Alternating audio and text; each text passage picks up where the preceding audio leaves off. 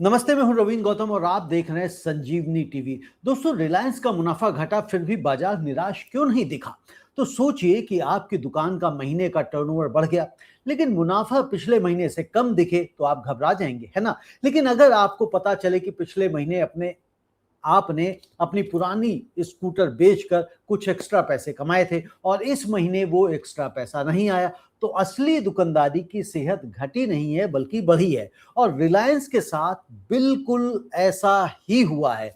17 जुलाई 2026 को आए नतीजों की हेडलाइन कहती है कि मुनाफा घटा, लेकिन जब आप भीतर जाकर देखते हैं, झांकते हैं, समझते हैं, तो कहानी बदल जाती है। आज हम यही समझेंगे कि रिलायंस की असली दुकानदारी कैसी चल रही है और इसका भारत की अर्थव्यवस्था से क्या रिश्ता है। जी हाँ दोस्तों, हेडलाइंस के अगर हम नंबर्स देखें जो हमें दिखाए जा रहे हैं, तो रिलायंस का रेवेन्यू यानी कि कुल कारोबार इस तिमाही में करीब 3,12,000 करोड़ रुपए का रहा है और पिछले साल की इसी तिमाही से करीब सवा 25% अधिक। जी हाँ, और ये कंपनी के इतिहास की सबसे बड़ी क्वार्टरली इनकम है। अब यहाँ पर आप मुनाफे की बात करें, तो जो शेयर धारक हैं, इन्वेस्टर्स हैं, तो शेयर धारकों को मिलने वाला मुनाफा रहा है करीब 20,946 करोड़ रुपए, जो पिछले साल के करीब 26,994 करोड़ रुपए से लगभग 22.5% कम है। जी हाँ, पिछले उससे देखेंगे तो ये 22.5% कम है, जो पिछले क्वार्टर की हम बात कर रहे हैं और जिसकी हमने बात अभी शुरुआत में करी। और यही जो हेडलाइन में गिरावट दिखाई जा रही है, कहा जा रहा है कि भी घट गया, लेकिन असली वजह क्या है? तो असली वजह अगर हम देखें तो पिछले साल इसी तिमाही में कंपनी ने अपने कुछ पुराने निवेश बेचकर 8,924 करोड़ रुपए का एकमुश्त फायदा कमाया था। बिल्कुल वैसे ही जैसे कोई अपनी पुरानी स्कूटर या फिर जमीन बेचकर या कोई और प्रॉपर्टी बेच के, कोई और एसेट बेचकर उसे लगे कि ये उसके इनकम में आ गए हैं, लेकिन ऐसा होता नहीं है। तो इस साल वो फायदा दोबारा नहीं मिला, इसलिए तुलना में मुनाफा कम दिखाई दिया। लेकिन अगर आप सिर्फ कंपनी की रोजमर्रा की असली कमाई की तुलना करें तो वो तस्वीर उलट जाती है। उस एकमुश्त फायदे को हटाकर तुलना करने पर कंपनी का कोर मुनाफा असल में करीब 9.5% बढ़ा है। जी हाँ, 9.5% का मुनाफा बढ़ गया है। दोस्तों, पिछली तिमाही यानी जनवरी मार्च 2026 के मुकाबले भी मुनाफे में करीब 23% का उछाल आया और यही वजह है कि जिन विश्लेषकों ने अंदाजा लगाया था, उनके अंदाजे से भी ये नतीजे बेहतर निकले। कहते हैं ना, उम्मीद से दोगुना, तो उम्मीद से दोगुना तो नहीं है, लेकिन उम्मीद से बेहतर है।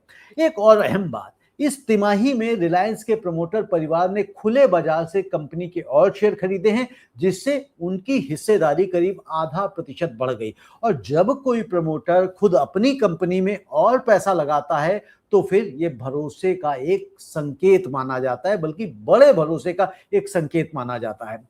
दोस्तों, अब हम बिजनेस वाइज एनालिसिस करते हैं तो ओटीसी समझते हैं। ओटीसी क्या है? Oil to chemical. दोस्तों, ये ओटीसी रिलायंस का सबसे बड़ा कारोबार है। कच्चे तेल को पेट्रोल, डीजल और प्लास्टिक जैसी चीजों में बदलना। इस तिमाही में इस कारोबार का रेवेन्यू करीब 30% बढ़कर 2,01,803 करोड़ रुपए पहुंच गया और इसकी बड़ी वजह है कि ग्लोबल क्रूड ऑयल की कीमतें जो इस तिमाही में काफी ऊंची रही, हम जानते हैं $126 पर बैरल तक चला गया था। तो मुख्य वजह रही स्ट्रेट ऑफ हॉर्मुज की बंदी, जिसने दुनिया भर की तेल सप्लाई का एक बड़ा हिस्सा रोक दिया।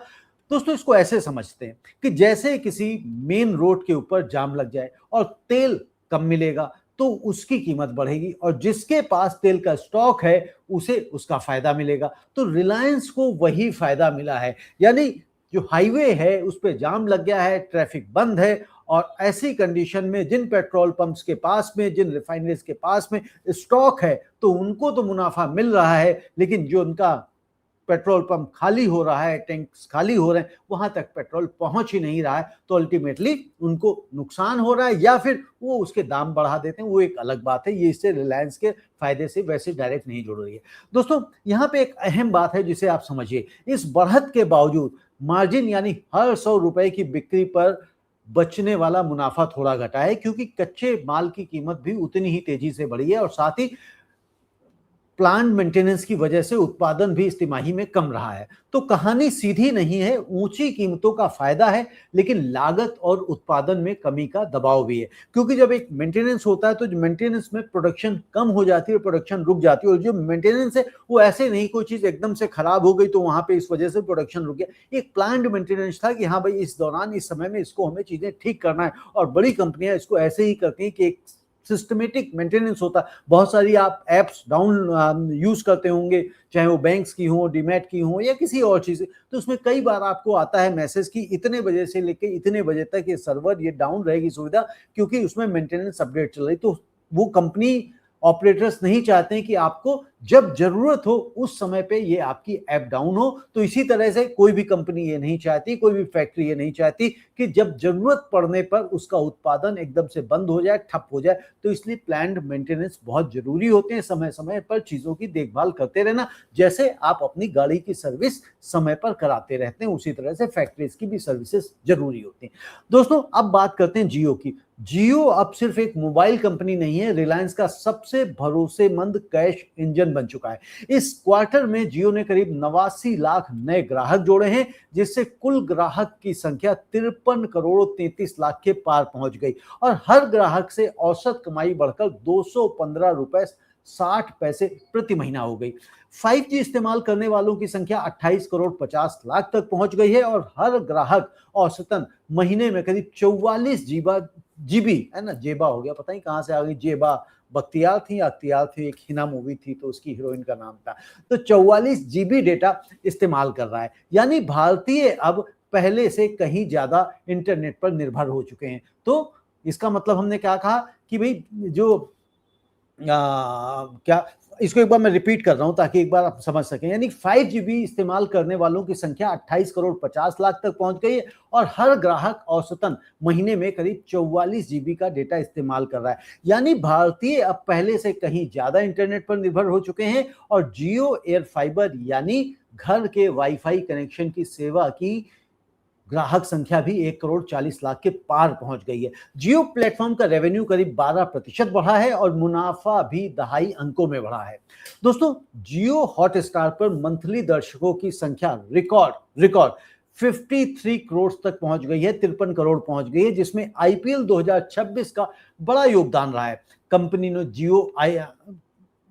जब जियो के आईपीओ के लिए भी कागजी कार्रवाई शुरू कर दी है। जी हाँ, मतलब अब रिलायंस चाहती है कि भैया जियो का आईपीओ आ जाए, और उसके लिए पूरी तैयारी की जा रही है। यानी अगले चरण में जियो का शेयर बाजार में अलग से लिस्ट होना और करीब आता जा रहा है। तो तैयार हो जाइए जियो के शेयर में इन्वेस्ट करने के लिए, क्योंकि जियो जिस तरह से बढ़ रहा है तो ऐसा लगता है कि एक मजबूत दावा ठोका जा सकता है, मजबूत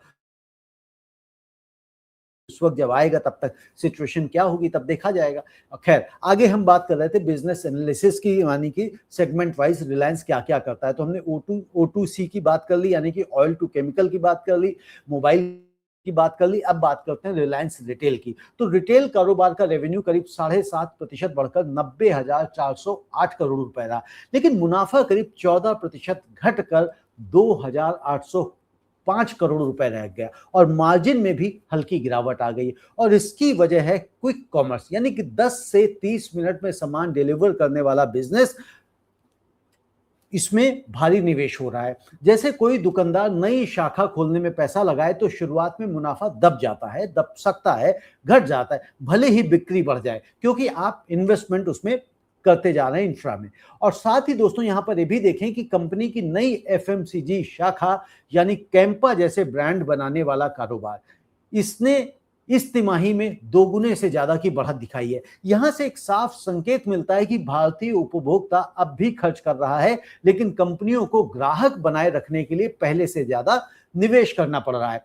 न्यू एनर्जी की अगर हम बात करें तो न्यू एनर्जी अभी रिलायंस के कुल कारोबार का बहुत ही छोटा सा हिस्सा है, और साफ तौर पर ये अभी बीज बोने का दौर है, फसल काटने का नहीं। जामनगर में सोलर पैनल और बैटरी बनाने की गीगा फैक्ट्रियों पर काम तेजी से चल रहा है, और कच्छ में दुनिया के सबसे बड़े सोलर प्रोजेक्ट्स में से एक बन रहा है, और अभी इस कारोबार से कोई बड़ा मुनाफा नहीं आ रहा है। और यही सही भी है दोस्तों, क्योंकि किसी भी बड़े कारखाने को खड़ा होने में समय लगता है और कुछ ब्रोकरेज हाउसेस का अनुमान है कि 2030 तक ये कारोबार बड़ा रेवेन्यू दे सकता है। लेकिन ध्यान रहे, ये सिर्फ अनुमान है दोस्तों, गारंटी नहीं है। अब बात करते हैं कि बाजार ने ऐसे क्यों रिएक्ट किया। तो सवाल यह है कि हेडलाइन में मुनाफा घटा दिखने के बावजूद बाजार में निराशा क्यों नहीं दिखी।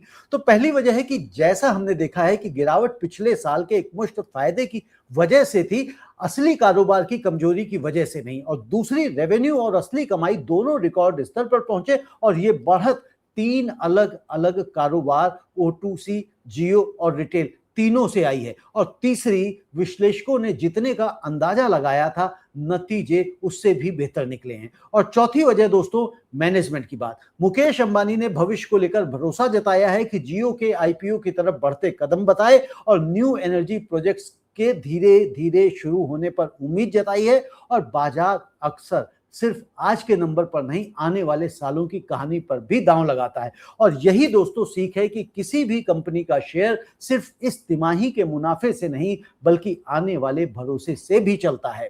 तो दोस्तों, इस सब से हम क्या समझें, क्या सीखें? तो अब जरा इसको एक कदम पीछे हटकर आप देख लीजिए कि रिलायंस अकेली कंपनी नहीं है, बल्कि भारतीय अर्थव्यवस्था के 3 बड़े हिस्सों का आईना है। ऊर्जा, डिजिटल और उपभोग, यानी कि एनर्जी, डिजिटल और कंज्यूमर। तो O2C के नतीजे दिखाते हैं, यानी कि ऑयल टू केमिकल के नतीजे दिखाते हैं कि भारत अभी भी दुनिया के तेल बाजार की उठापटक से कितना जुड़ा हुआ है, चाहे वो स्ट्रेट ऑफ हॉर्मुज जैसी दूर की घटना ही क्यों ना हो। जियो के नंबर दिखाते हैं कि डिजिटल इंडिया की कहानी अभी थमी नहीं है, बल्कि तेज हो रही है। और रिटेल के नंबर बताते हैं कि भारतीय ग्राहक खर्च करने को तैयार है, लेकिन कंपनियों को अब हर ग्राहक के लिए पहले से ज्यादा मेहनत करनी पड़ रही है। और न्यू एनर्जी की कहानी दिखाती है कि भारत का सबसे बड़ा निजी निवेश अब सोलर और बैटरी की तरफ मुड़ रहा है, जो सिर्फ रिलायंस का नहीं, पूरे भारत के ऊर्जा भविष्य का संकेत है। तो कुल मिलाकर भारत की खपत जिंदा है, डिजिटल भारत आगे बढ़ रहा है और ऊर्जा का भविष्य धीरे धीरे नई दिशा ले रहा है।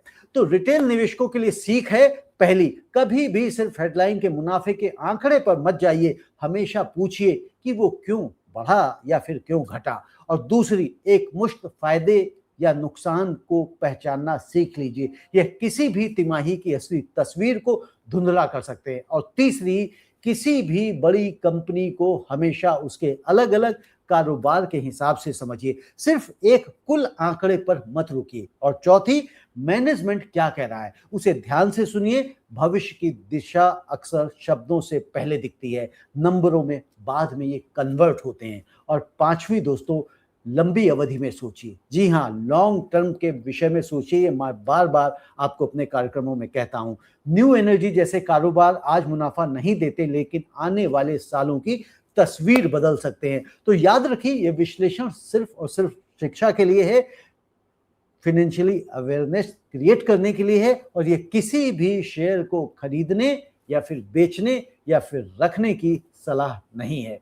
तो दोस्तों, आज हमने समझा कि रिलायंस के Q1 फाइनेंशियल 27 के नतीजे सिर्फ एक तिमाही की कहानी नहीं है, बल्कि भारत की खपत, डिजिटल क्रांति और ऊर्जा भविष्य की एक झलक है। और अब आपकी बारी है दोस्तों, क्या आपको लगता है कि आने वाले 5 वर्षों में रिलायंस का सबसे बड़ा ग्रोथ इंजन जियो होगा, रिटेल होगा या फिर न्यू एनर्जी? अपनी राय कमेंट में हमें जरूर बताएं। और अगर आपको ये वीडियो समझने में मददगार लगा हो तो चैनल को सब्सक्राइब करना और वीडियो को लाइक करना और शेयर करना ना भूलें। और साथ के साथ संजीवनी टीवी की सदस्यता भी लें और हमारे संजीवनी टीवी परिवार का सदस्य भी बने। धन्यवाद, नमस्ते।